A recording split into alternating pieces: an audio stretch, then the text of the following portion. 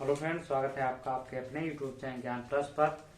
इतने ढेर सारे सवाल हैं। यूपी लेखपाल की भर्ती कब तक आएगी, कब तक आएगी, कब तक आएगी, हमेशा यही सवाल पूछा जाता है। आप सारे हो जाते हैं परेशान और बहुत सारे लोग आपको इसी में अपना काम दुकान चलाते हैं कि अब आएगी, अब आएगी, कब आएगी, कब आएगी, कुछ पता नहीं चलता है। आज हम सारी सटीक जानकारी लेखपाल भर्ती से संबंधित देंगे आपको।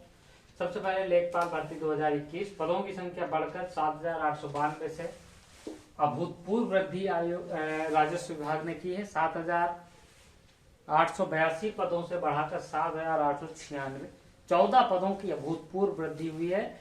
इससे पहले इतने पदों की वृद्धि कभी नहीं हुई लेखपाल भर्ती में, समझ रहे हैं ना।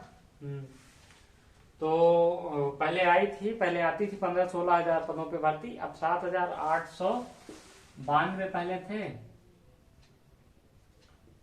तो कई महीनों से प्रचार में चल रहा, 7,882 था, अब कई महीनों जो कि चल रहा था खबरों में, अब 96 हो गया, 896। तो 14 पदों की वृद्धि बहुत बड़ी वृद्धि हुई है। फिलहाल विज्ञापन 24 दिसंबर को आपको जारी कर दिया जाएगा। विज्ञापन यूपी लेखपाल के 7,896 पदों का विज्ञापन आपको 24 तारीख के आसपास जो है देखने को मिल जाएगा। 1-2 दिन इधर उधर वेरी कर सकता है, कोई दिक्कत नहीं। 25 को छुट्टी है, 26 को शायद संडे पड़ रहा है, तो अगर 24 को नहीं आया तो हो सकता है कि मंडे को आए, हो सकता है 23 को भी आ सकता है। तो निश्चिंत रहें, इसमें विज्ञापन के बारे में बहुत चिंतित ना हो आप। फिलहाल हम कहानी बता दें कि आपको अगले सप्ताह में ये विज्ञापन निश्चित तौर पे यूपीपीएससी की वेबसाइट पे देखने को मिल जाएगा। ठीक है, योग्यता आपकी इसमें तो कुछ खास है नहीं, इसमें इंटरमीडिएट है, तो इंटरमीडिएट वाले सभी अपना फॉर्म भरिएगा। ठीक है, विज्ञापन के बारे में हमने बता दिया कि 24 दिसंबर के आसपास आपको निश्चित तौर पे कोई वो नहीं है, निश्चित रहे। तो उसके आगे जो सवाल है, आपकी योग्यता हो गया, कट ऑफ क्या जिले वाइज बनेगी। देखिए, जो लेखपाल की भर्ती अभी से पहले जो होती आई है, खासकर राजस्व लेखपाल की भर्ती ये है, तो इसमें जो पहले वैकेंसी आती थी जिले वाइज आती थी, लेकिन इस बार ऐसा नहीं है। इस बार वैकेंसी आपकी जिले वाइज नहीं आएगी, टोटल आएगी ऑल ओवर। हालांकि आयोग के पास पूरा डेटा होगा कि किस जिले में कितने पद हैं, तो वहां से आपको प्रीफरेंस हो सकता है कि जिले वाइज आपको प्रीफरेंस मिल जाए कि आप किस जिले को पहले रखना चाहते हैं। लेकिन ऐसा नहीं होगा कि आपको जिले वाइज फॉर्म भरना पड़ेगा, जिले वाइज कट ऑफ बनेगी, ऐसा कुछ नहीं होगा। ये आपकी भर्ती ओवरऑल आएगी और ओवरऑल आप क्वालिफाई करेंगे। आपके नंबर अच्छे हैं तो आपको प्राथमिकता मिल सकती है जिस जिले में चाहेंगे।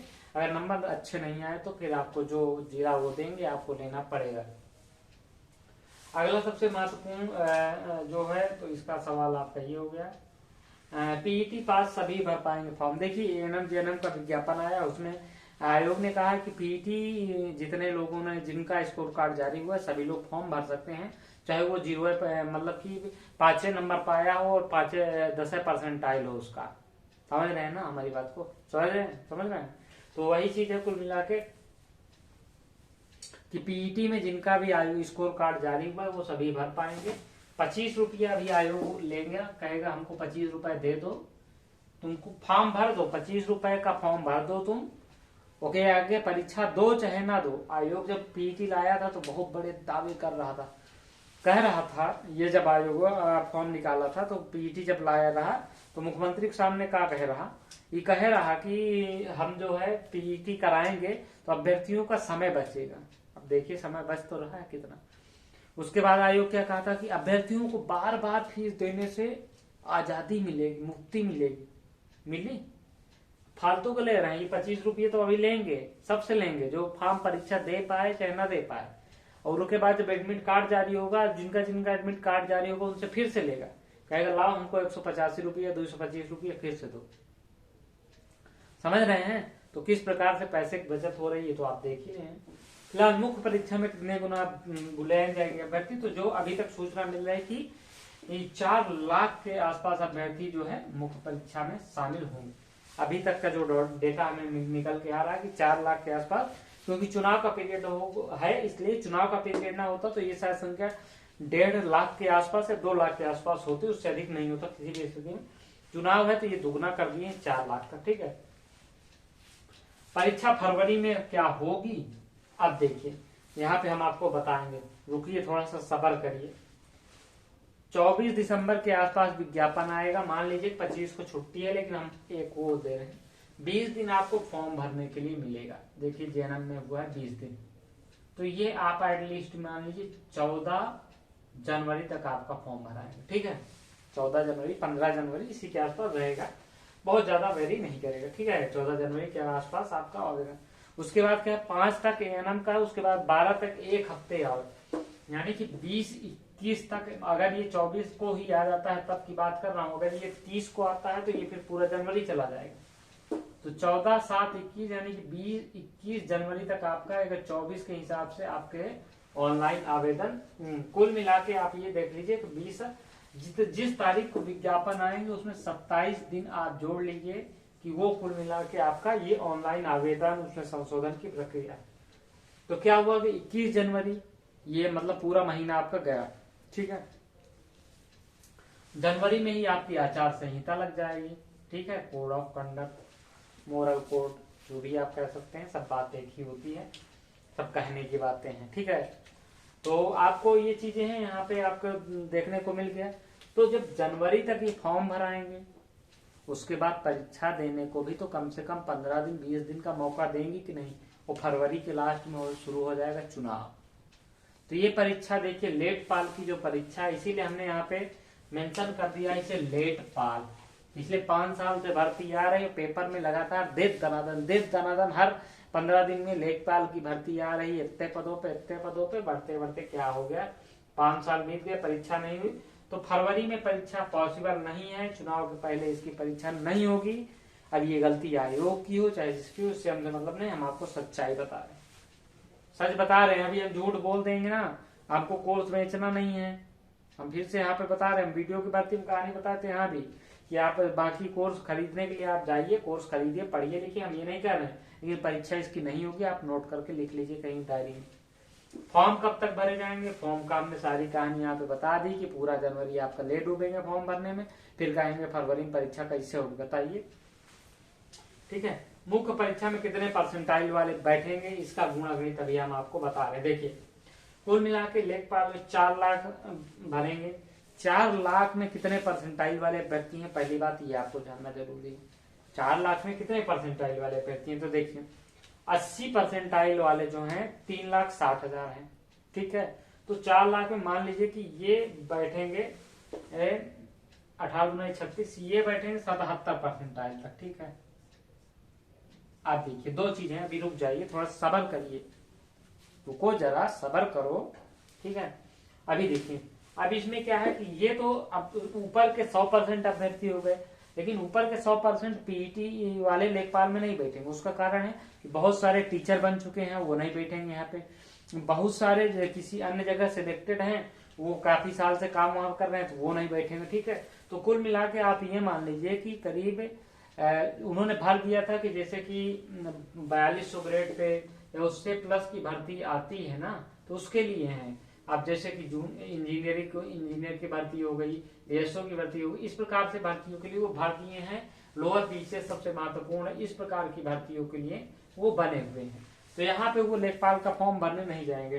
तो कुल मिला के अगर आप इस 4 लाख में अगर इनका आंकड़ा जोड़ेंगे तो 40-50 हजार हो जाएगा। तो लगभग जो है यहाँ पे 72 से 72 परसेंटाइल या 75 परसेंटाइल के ऊपर वालों को सभी को मौका मिलेगा। 72-73 परसेंटाइल वालों के ऊपर सभी को मौका मिलेगा। जिनके 72-73 परसेंटाइल हैं उनको सभी को मुख्य परीक्षा में बैठने को मिलेगा। तो अभी तैयारी जारी रखें अपना, जो भी आपको पढ़ना हो। जिलों की प्रीफ्रेंस लेंगे, जिलों की प्रीफ्रेंस ले सकते हैं क्योंकि इसकी नियुक्ति तो जिले वाइज ही मिलेगी और इनके पास विज्ञापन भी जिलों वाइज आएगा। तो ये लेंगे आपसे कि आप किस जिले में पहले चाहते हैं, ठीक है। तो ये आपसे लेंगे। हो सकता है कि अगर अभी ना लें तो मेंस के बाद आपसे ले सकते हैं, जब आपका डिग्री शुरू होगा तो भी ले सकते हैं, इससे कोई दिक्कत नहीं है, ठीक है। अब ट्रिपल-सी चाहिए तो ये तो आपको सबको पता ही है कि अब ट्रिपल-सी तो इसमें चाहिए नहीं, सरकार ने चुनाव की वजह से मना कर दिया। अब कितनी कट ऑफ जाएगी देखिए, पीईटी में कट ऑफ कितनी गई थी, पेपर इजी था, सब लोग कहते हैं पेपर इजी था, तो कट ऑफ कितनी चली गई, काफी ज्यादा चली गई। भर्ती यहाँ पे 7,896 है, बहुत ज्यादा बुलाएगा डीबी में तो 2 गुना बुला लेगा। तो मान लीजिए 15,000 हम मान लेते हैं, 7×14 15,000 के आसपास डीबी के लिए आयोग बुलाएगा। 2 गुना 3 गुना बहुत करेगा, 30,000 तक आपको बुला सकता है। 20,000 तक, सॉरी, ठीक है। तो देखिए 20,000 तक आपसे जब बुला सकता है आयोग, आपसे कितना तक बुला सकता है, 15 से 20,000 अभ्यर्थियों को डीपी के लिए बुलाएगा, डीबी के लिए बुलाएगा, ठीक है। तो इसके लिए कट ऑफ कितनी जाएगी, तो पेपर देखिए बहुत कठिन आयोग नहीं पूछेगा, हालांकि ग्रामीण परिवेश होता है तो इसमें अभ्यर्थी कच्चा खा जाते हैं बहुत ज्यादा, और पेपर आपका एवरेज रहेगा, निगेटिव मार्किंग रहेगी, तो यहाँ पे आपकी कट ऑफ जो है बहुत जाएगी। तो यहाँ पे आप यूं मान के चलिए कि आपकी कट ऑफ यहाँ पे पेपर इजी है तो 70 नंबर के आसपास जितने हैं, 70 नंबर के आसपास जितने रहेंगे वो सिलेक्टेड होंगे। डीबी के लिए हो सकता है 65 नंबर तक आपको बुला ले, 1-2 नंबर का फर्क जनरल ओबीसी ईडब्ल्यूएस में 1-8 नंबर का फर्क रह सकता है, 1 नंबर का, बाकी एससी का 3 नंबर 4 नंबर तक आप मान लीजिए, एसटी का 5-7 नंबर 8 नंबर मान लीजिए। तो इस प्रकार से कुल मिला के ये 70 नंबर आपको कोशिश करना है कि लाना है लेखपाल में, पेपर के स्तर के हिसाब से वो तो बाद में डिसाइड होगा, लेकिन ये कि आपको 70 नंबर के आसपास लेके आना पड़ेगा इसके लिए, ठीक है। क्योंकि लेखपाल अगर पीईटी की आप बात करिएगा ना, तो 70 नंबर वाले का परसेंटाइल कितना बन रहा है उसका अगर हम बात करेंगे तो उसकी रैंक करीब बन रही है 70 नंबर वाले की 1 लाख के आसपास बन रही है, 1,10,000 ऐसे बन रही। तो आपको क्या करना है कि आप 20,000 में आना है तो निश्चित तौर पे थोड़ा सा बेहतर परफॉर्मेंस करना पड़ेगा। हालांकि इसमें नॉर्मलाइजेशन का खेल था, लेखपाल की परीक्षा आयोग कोशिश करेगा कि एक ही दिन में कराएगा, ठीक है। ये हो गया। फिलहाल कितनी जाए कट ऑफ, तो 70 के आसपास आपको नंबर लाने होंगे। चुनाव के पहले भर्ती प्रक्रिया, चुनाव के पहले देखिए भर्ती प्रक्रिया को गोली मारे आप परीक्षा नहीं हो पाएगी आपकी, तो चुनाव के पहले भर्ती प्रक्रिया आपकी पूरी होगी, पॉसिबल नहीं है आपकी, नॉट पॉसिबल। होम डिस्ट्रिक्ट मिलेगा, बिल्कुल आपके नंबर अच्छे रहेंगे तो आपको होम डिस्ट्रिक्ट मिलेगा, अभी कोई लोग कहानी यहाँ पे बताएंगे। होम डिस्ट्रिक्ट पिछली बार भी डिस्ट्रिक्ट वाइज वैकेंसी निकली थी, तो आप अपने डिस्ट्रिक्ट में अगर आप फॉर्म भरे हैं, आप सिलेक्टेड थे तो आपको मिला था। हाँ, आपकी तहसील नहीं मिलेगी, इतना आपको तय रखिए, निश्चित रहिए। तो होम डिस्ट्रिक्ट आपको मिलेगा लेकिन आपकी तहसील नहीं मिलेगी, इतना आप जान के रखिए। वेतन कितना मिलेगा, अगर हम वेतनमान की बात करते हैं लेखपाल की, तो देखिए कुल मिला के अगर इसका ग्रेड पे है 2,000 है, जीपी की अगर हम बात करते हैं तो 2,000 है, ठीक है। जीपी आपका 2,000 है, जो 21,700 का बेसिक पे है, बेसिक पे, ठीक है। इस समय 31% जो है डीए है, ठीक है।